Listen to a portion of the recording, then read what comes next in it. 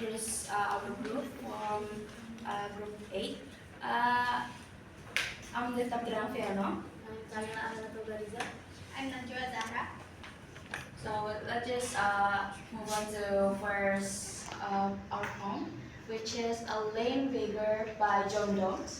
I am an eagle, yonder beggar's cries. To stand or move, if you say true, he lies. So the aspects of this poetry, of this poems, based on the elements that we learned before last week. I will explain the first element first. Physical elements. For this first one is there is three aspects that I will tell you all. First one is forms. For the second one is stanzas and lines, and third is themes. For the first one is form. These poems consist with two lines written in a couplet format, which creates what is called a concise and impactful statement. For the second aspect from this is which is stanzas and lines. This poem consists with two lines and structures as a single stanzas with two lines, which emphasize the immediacy of beggar's plea, with and the contradictions with his statement. For the third aspect from the physical elements is themes. The primary themes in this poem is powerlessness and the natures of truth. Alright, let's just move on to the second elements, which is the sounds and acoustic elements. For the first, there is four aspects from these elements. That is, from the first one is rhyme schemes and rhythm. For the second one, third one is sound devices, and the fourth is tone and mood. For the first one, I will explain rhyme scheme. This poem use AABB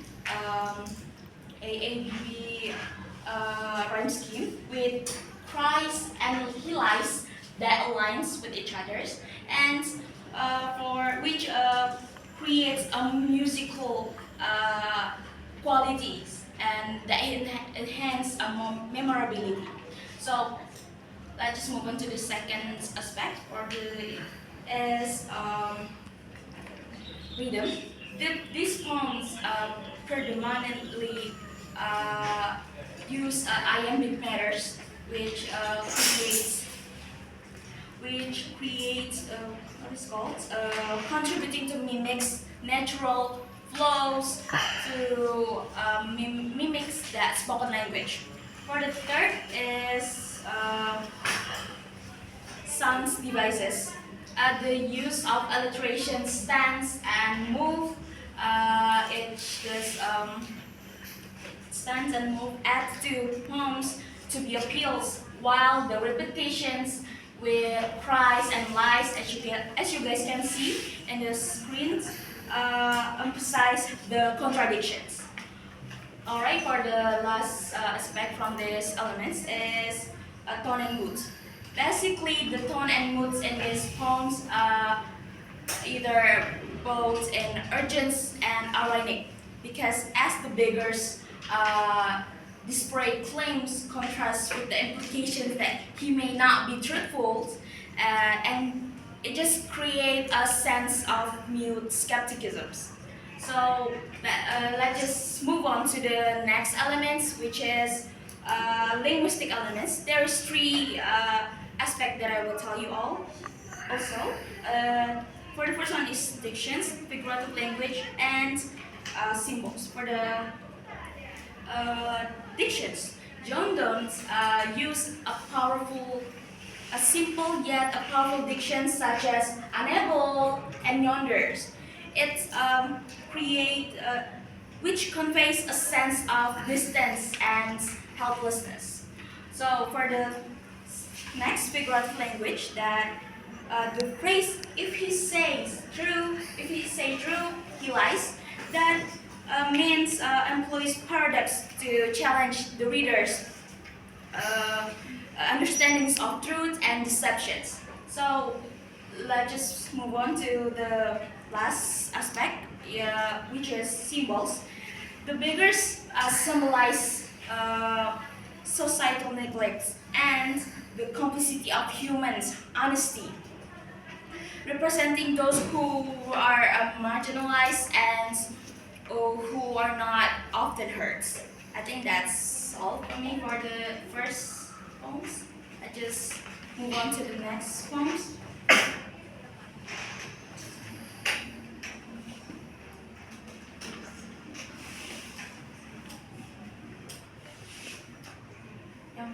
Atas.